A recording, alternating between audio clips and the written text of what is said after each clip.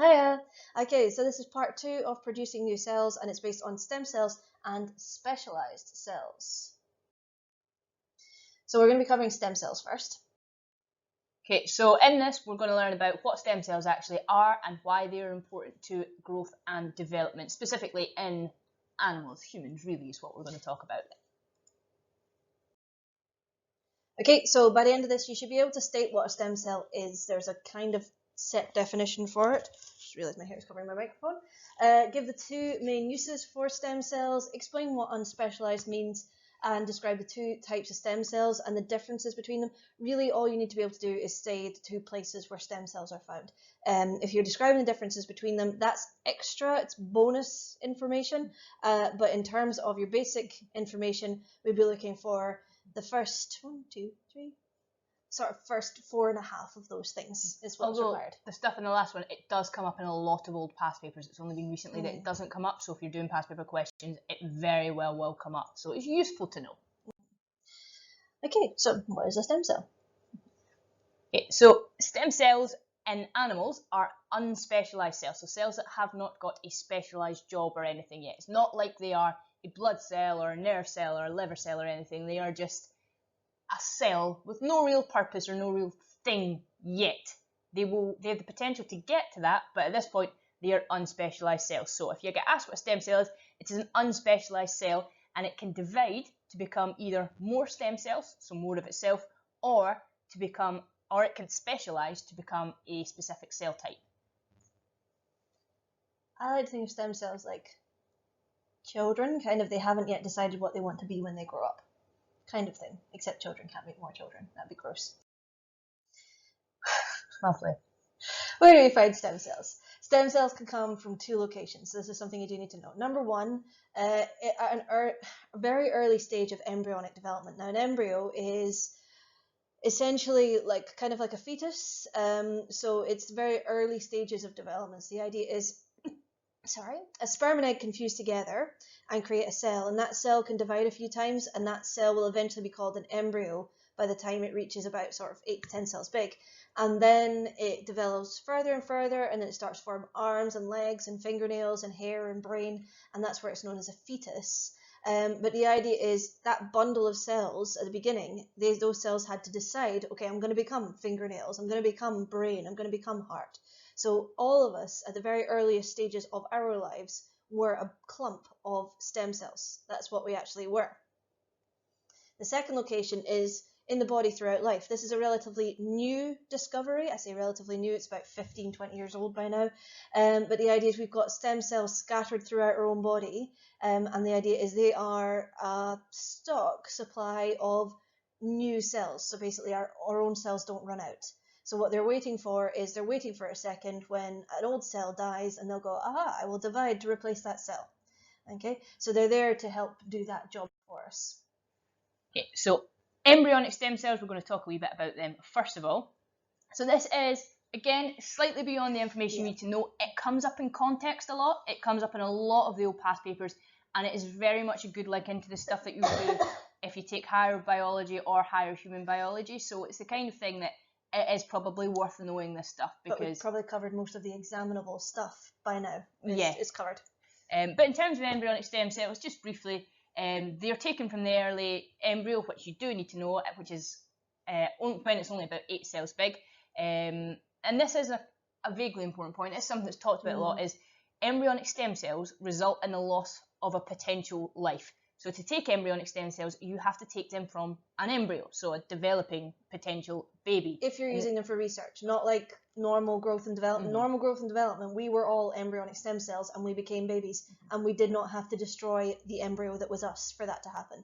It's only if we want to use these cells in research. So if we actually want to extract them, it means we are losing a potential life. We're not losing a life, because there's no guarantee it would have became a life, but we're losing a potential life. We're talking about a ball of 8 cells, about the size of a full stop.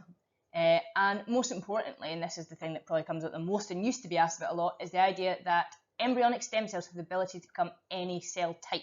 So they can become any cell in your body. They can become hair, brain, liver, kidney, toenail, whatever they want to be. They can become it. And that's why we're so interested in them, because we're looking at them as a potential to say, if they can become any cell in your body, could we use an embryonic stem cell to grow a new heart for a person or grow a new liver for a person? So this is why we would want to research on them, and why we would want to do the sort of morally morally questionable action of destroying the potential human life that an embryo is.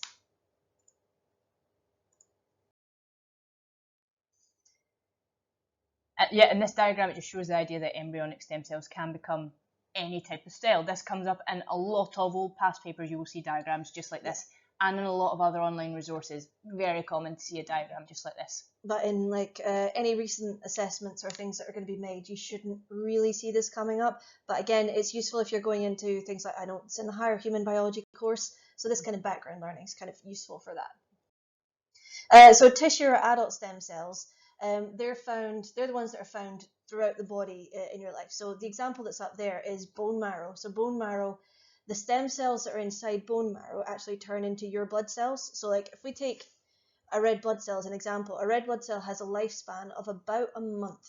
That's about how long it lasts inside your body. After that month, it will die, and obviously without red blood cells, you will die. So you need a stock or somewhere where that red blood cell is going to be replenished, and in the bone marrow is where that happens. So the idea is stem cells in the bone marrow would divide and divide and divide and divide, and when they see that more red blood cells are needed, what they would do is they go, okay, instead of dividing, I'm going to turn into a red blood cell and replace that old/dead one that was there. Okay, now tissue stem cells are still interesting for research because of their possible capabilities for repairing organs. Maybe type 1 diabetes is the one that I'm thinking of, where people's pancreases have been attacked by their own immune system, and the idea is they're trying to use stem cells to replace the insulin producing cells that have been lost, but they can only become the cells that they've found in. So in order to repair the pancreas, you'd need some pancreas tissue stem cells. In order to repair the bone marrow, you'd need some bone marrow tissue stem cells. You couldn't take any stem cell like from the brain and shove it into the bone marrow and hope it would work. It would not.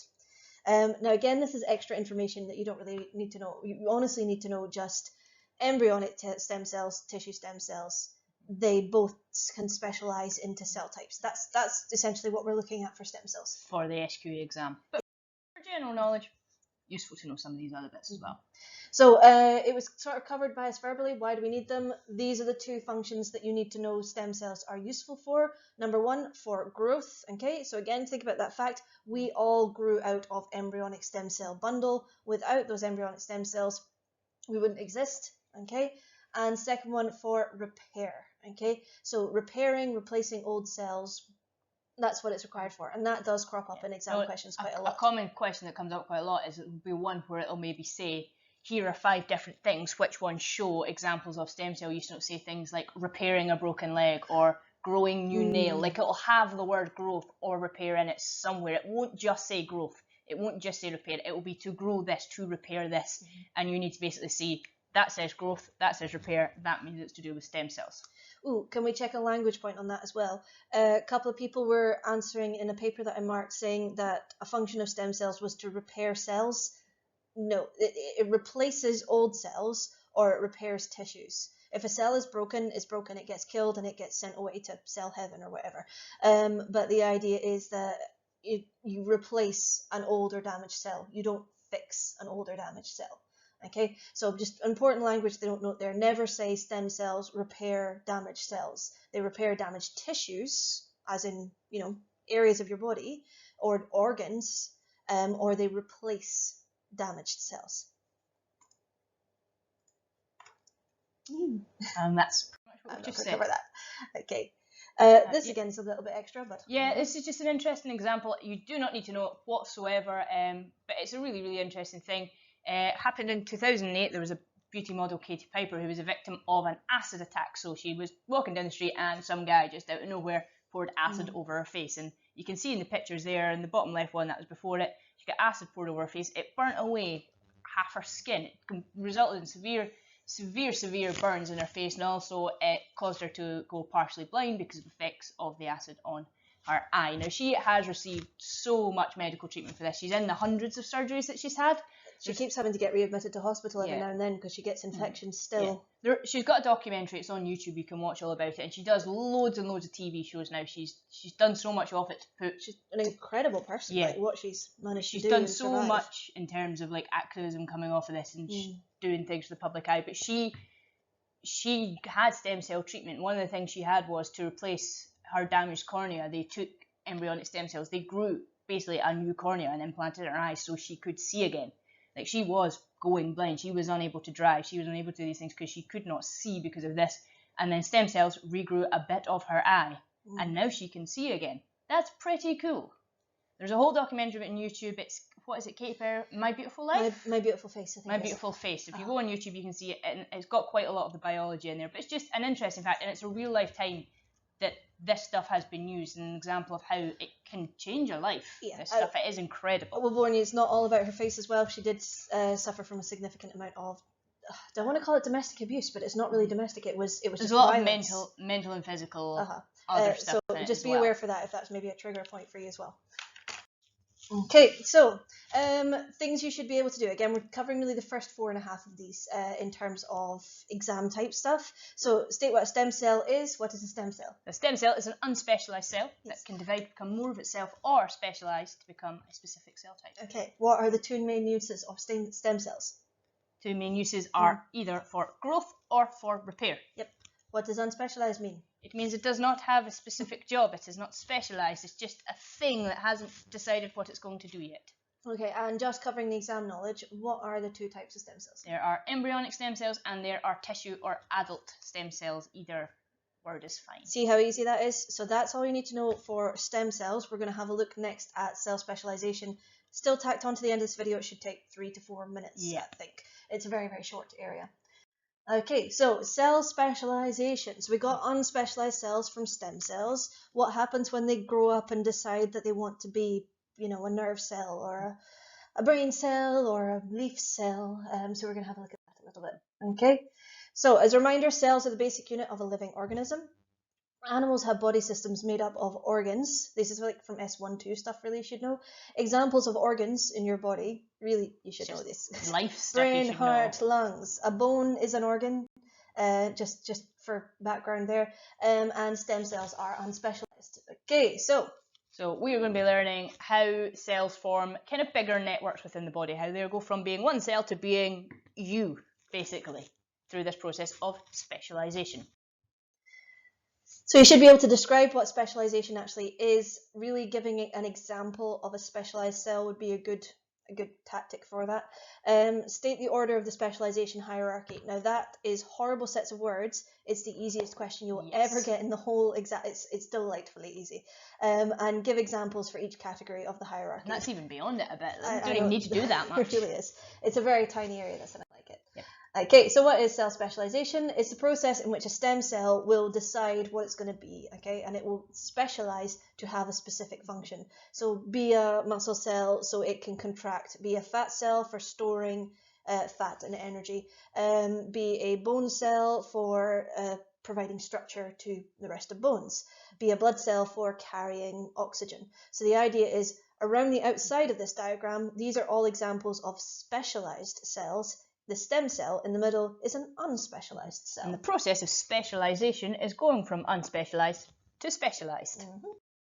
Okay, so the cell hierarchy that you need to know, that sounds so complex but is so simple, it is this.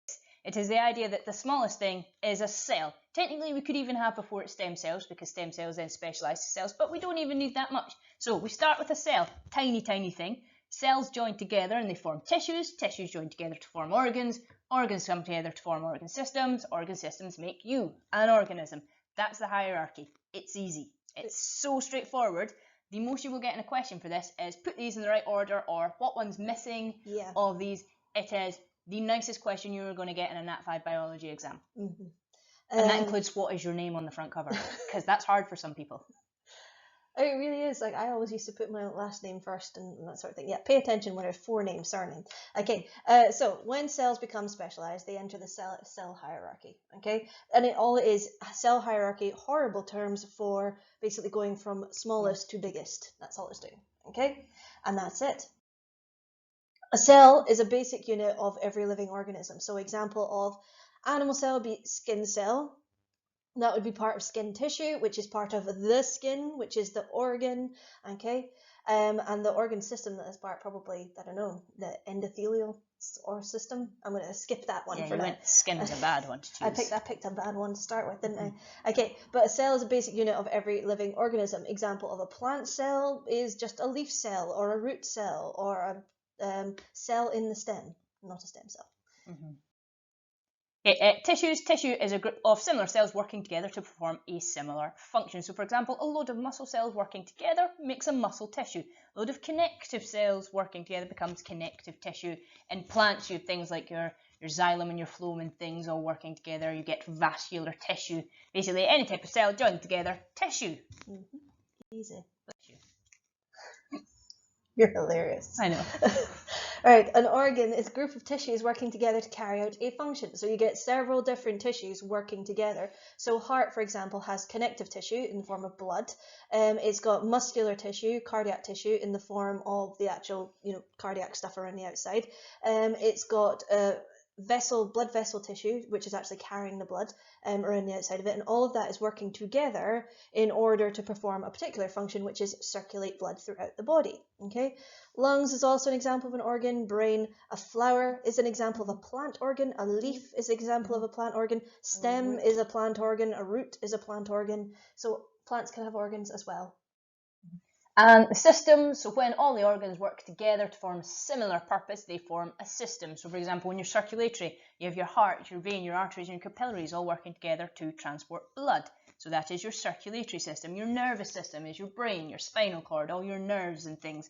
That is your nervous system, and so on. You don't need to be able to name any of these in this specific topic, but they do come up in other key areas. So by the end of this, you probably will have touched on most of these, and you should be able to name them anyway from common sense alone. If not doing the rest of the Nat 5 course, they will come up. I think in terms of all the things that I name in the PowerPoints, is its digestive system and endocrine system. Those are the only two that you need to be aware of. Don't be afraid that and circulatory and respiratory. No, circulatory system isn't mentioned though. Yes, respiratory is it? Right. It is when we do the heart and that whole key area. I know, but the circulatory system isn't part of what you need to know. Yeah, but it's the whole thing that you learn is the circulatory system. Yes, you do learn about these systems. So this is why it's relevant to know about the systems and be nervous aware system, of them. definitely. Yeah, definitely nervous system is definitely worth being aware of. But the idea is you don't have to have these memorized. We're going to cover them in later topics. What is important is that hierarchy of cell, tissue, organ system, and then organism. Living thing, organism.